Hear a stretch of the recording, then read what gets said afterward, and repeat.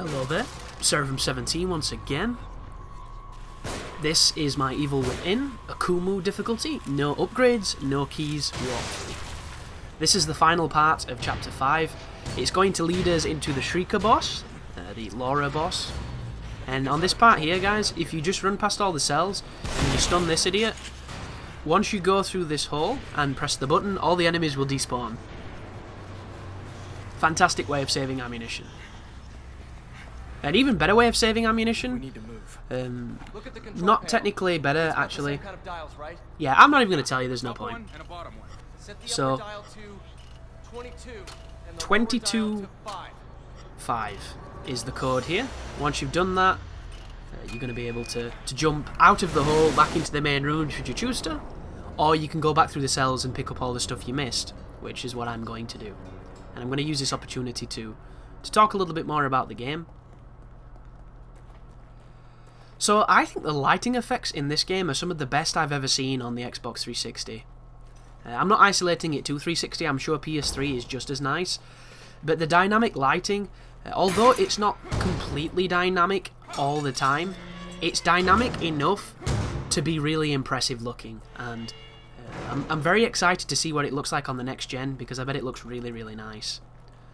But I just think the lighting in general in the game is top notch and stellar. The only times it is even remotely nowhere near as good is all the stylized moments where the game tries to blind you, and if anybody knew me when I was playing Condemned 2, you'll know that I really disagree with fucking with the screen for the sake of making it really hard to see. I'm all for horror, I'm all for tension, I'm all for intelligent use of darkness, but don't fuck with the screen. It's not scary, it just is bullshit. It hurts my eyes. And it's funny I should say that. This game makes me really tired, and I think it's because of the harshness on your eyes from the lighting and from the effects. I don't know what it is. It might be the 12-hour days I've been putting in on it to get this done, but like, Hang on, I'm coming. I've never felt quite so tired. Maybe it's mental exhaustion, I'm not too sure what it is, but it's been really tough on the old eyeballs. Which I don't think I've ever said in a commentary, so there you go. And when Bayonetta swings around next week, I'm sure that's going to be equally as tough on the eyeballs, because it's going to be close to 60 frames a second. And when you're not used to watching 60 frames per second and you go back to it, boy does it kick your ass. And this game is 30 frames, and it's not even a solid 30. This game dips a lot, especially if you try to do things faster than the game wants you to. Like, you'll notice that my sensitivity when I'm aiming is really low. Believe it or not, that's max sensitivity. Another thing I would change about this game, it's completely inexcusable that I should have to turn so much just to do something so simple. But this is dangerous, as you just saw. So pull the shotgun out, because I'm kind of getting pissed off here. What I should have done, in respects, you know, in retrospect, is I should have just shotgunned them both onto a nice pancake and then burnt them. And it would have saved ammo for the room that's coming up, because the room coming up is only tricky because it's small, there's a lot of enemies, and you don't have any bullets if you're like me. And there's going to be moments in this game where you don't have a lot of ammo. I think it handles it really well, except for certain parts of this run. And I don't know if that's because they're intending you to use the keys. Are the keys a pivotal part of keeping ammo? I don't know. But what I do know is, on Chapter 15, they have a gauntlet fight that has 3 waves of enemies, and then a sadist fight, who's essentially a boss. After that, there are 4 snipers that you have to fight, 2 of them with Molotovs, but that's not a problem. And there is no restocking room after that. There's no access to the shop, there's no access to any ammunition whatsoever, and then you fall into a hole and you have to fight 2 keepers. I don't care who you are or how good you are, there is no way you're coming through that room with ammo unless you've intentionally saved the entire game to make sure explicitly that that's what you do. It's just baffling. Those 2 bodies that fell just then, by the way, they're going to get up. So I flashbang and stab the fat guy because he has the most life. I then get out of dodge as the frame rate and the screen tearing gets kind of unbearable there, but we're doing okay. That was real lucky. This is me introducing you to stamina management the hard way, and bad screen / frame rate teariness. And in the game's defense, because it's so fast-paced, you don't notice a lot of the performance issues until they become an issue that gets you killed. Like, watching it back just then, it looked bad, didn't it? But when you're playing, stop it! It's nowhere near as bad as that, I promise you. Like, I want to say a little message to Bake, because he played the first 2 chapters and ended up really not liking his experience outside of the first chapter, which he liked a lot.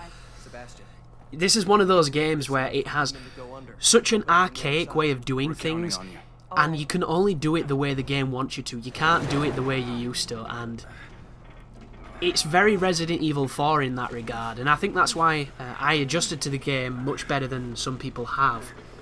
For instance, I got a comment from a subscriber who got to chapter 3 and then sold the game. Like, stopped playing, didn't want to play it because he said it felt sluggish and bad and stuff, and Let's get going.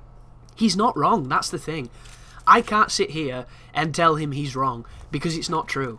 The game is sluggish compared to other games. It's intentionally that way. It's just like RE4. You go back to RE4, the game that everybody says is this masterpiece, that is this best game ever made, and if you've never played it, the first thing you're going to be fighting is not zombies, it's the damn controls. It's the controls, it's the camera, it's the aiming, it's everything but the game. And it's really challenging to break these habits, because we're playing games now that feel so good, that almost do everything for us. It's like we're playing with trainers. And a game like this comes along, and immediately the movement's different. It's kind of sluggish and intentional, and then the running is gimped and nerfed, and you're penalised for doing too much of it, and then the aiming is incredibly hard to do, and even when your aim is good, the bullet can go where it wants. Like, there's all these factors that make it really old school, but old school in a way that it's tough to appreciate if you weren't, you know, part of that old school movement. Like, one of the things people like about the Souls series is that old school mentalities, but those old school mentalities aren't necessarily anything to do with the gameplay. It's the fact that the game kicks your ass and doesn't say thank you. That's literally it. But people love it, and have come to love it, I should say. So, fun fact here, you can use that trap I just disarmed against these haunted, should you choose to. But I didn't. And I had a lot of issues here, and it involves a spark. For some reason, there was just a nasty, like, straight up malevolent spark that had my number, and he kept killing me, the nasty bugger. I think he hates vests. I think that's what it is, you know. He doesn't think men should rock vests. He thinks that's something that's from a bygone era, so he just decides to kill me a lot. And if you want to see a hilarious video of me being killed by said, you know, anti-vest fucking spark, I think it's called Epic Spark or something like that. And it sucked, but it happened 3 times. I kid you not, that spark killed me more times than the last boss did. And the only reason the last boss killed me is because it's faster than it was on Survivor. So the final moment you have to shoot a certain part of its body. And on Survivor, I shot it in the head because I had enough time to do so. On Akumu, I didn't have time, so as I was aiming to his head with a ridiculously poor sensitivity, I got chomped, which was pretty funny. But this game is getting a lot of mixed opinions. You see that? Fuck me, how did I not die? So strange. This guy will climb the ladder if you don't initiate him. Be very careful too. I think he can throw that machete.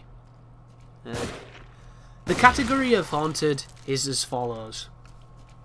There are the ones who are melee focused. There are the ones who are melee focused but have the ability to throw. And then there are the ones with the guns. I don't really need to tell you which ones are the worst, because you know which ones are the worst. You've played Chapter 11.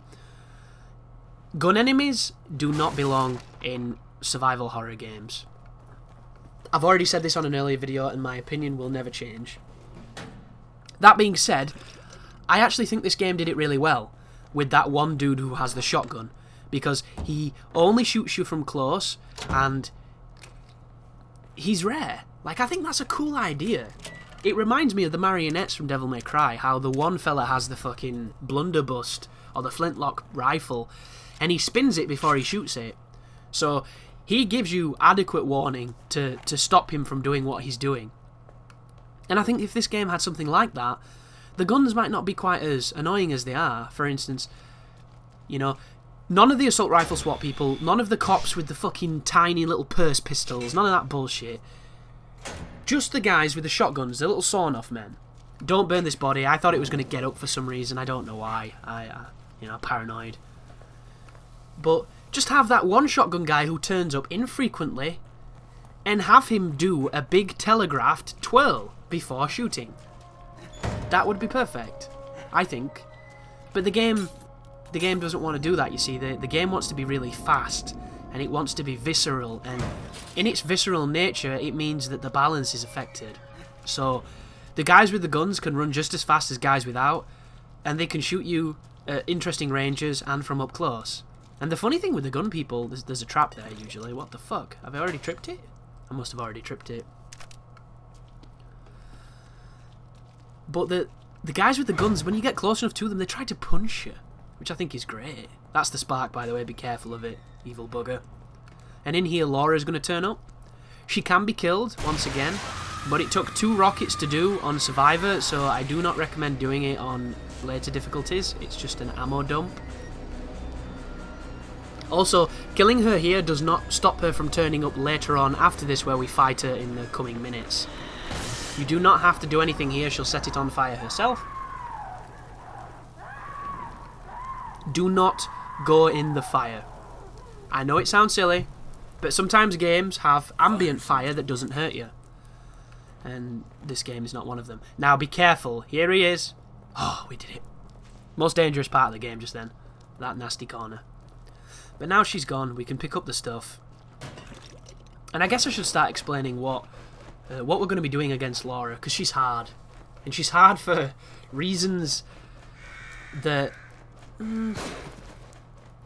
On Survivor, she's the speed she should always be, I think. On this difficulty, she's so fast, even fully sprinting sometimes, she will catch you if you're unlucky.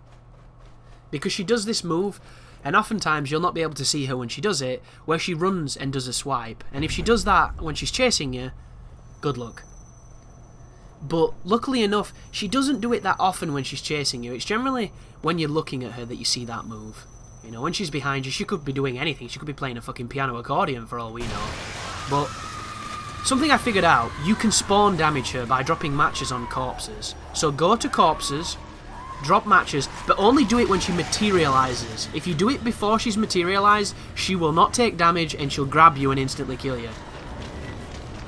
Oh, be careful in this room as well. See that? She almost killed me then. That was about as lucky as it gets.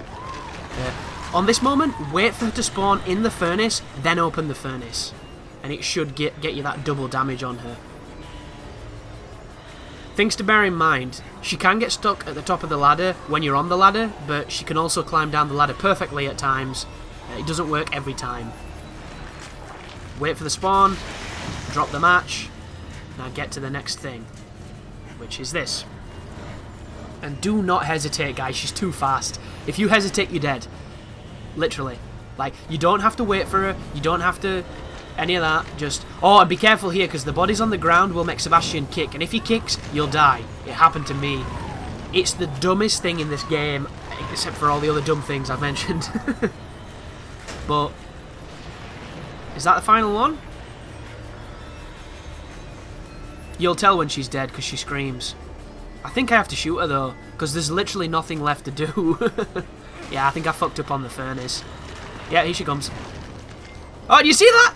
Look how fast that was and how much distance she covered. Absolutely terrifying. And apparently Sofrek doesn't like this creature because of its hair, so this video might be pretty tough for him to watch. It'll be even tougher for you to play, dude, if you get this far, but... yeah, pretty difficult. I had no problems with her on Survivor, and on this she killed me about 10 times. Because she grabs you all the time, like... she moves so much faster than she did before. It's kind of crazy. And after this fight, I was really, really questioning if I'd be able to do her later on. You know, because I'd set her on fire so many times, maybe she wouldn't like me anymore. But you fight her again later, and it has nothing to do with sex. And in that moment, she's much closer to you, and you have to entertain her, shall we say. You know, keep this fucking innuendo thing going for much longer periods of time. But I can happily say that section is easier than this section, because by the time you get there, you're such a better player. You know, you have to be a better player or you'll not get there. That's the joy of this run.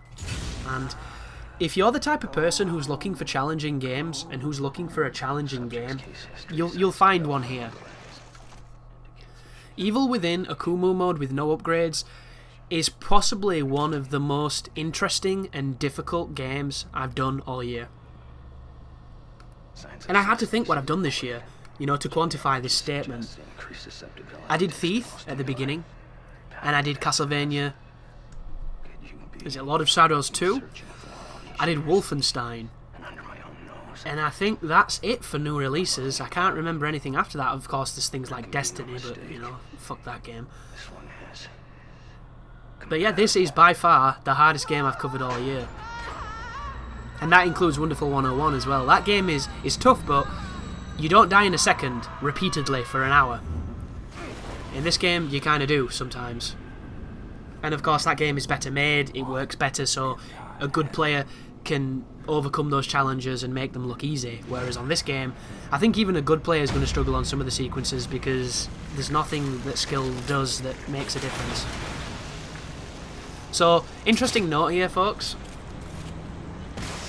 Because the flash stuns these enemies and allows you to pull it out, it's really useful, you see that? And I think if this animation was slightly less long, I could have got all of them just then. But this has nothing to do with damage, so do not aim for the head, do not use your shotgun, just shoot them in the leg with the pistol and pull it out. The reason I know this has nothing to do with damage is I've punched them with the brass knuckle, fully upgraded, which is a one-shot to almost everything. Almost everything except the big guys. You know, Zorn and Non, or whatever they're called. Zayn and Nayan. I can't remember how you pronounce their names. Those two giants in Chapter 6, they take 2 punches. Keeper takes 1. Sadist, I didn't check. Everything else took 1. I didn't punch Laura, for obvious reasons. She's got those tickle fingers. But thank you very much for watching, guys. I will see you in the hardest level in the game, at the hardest part of it, at the very beginning. So, I wish you the best of luck with it. You'll understand what I mean when you get there. But as always, you take care now.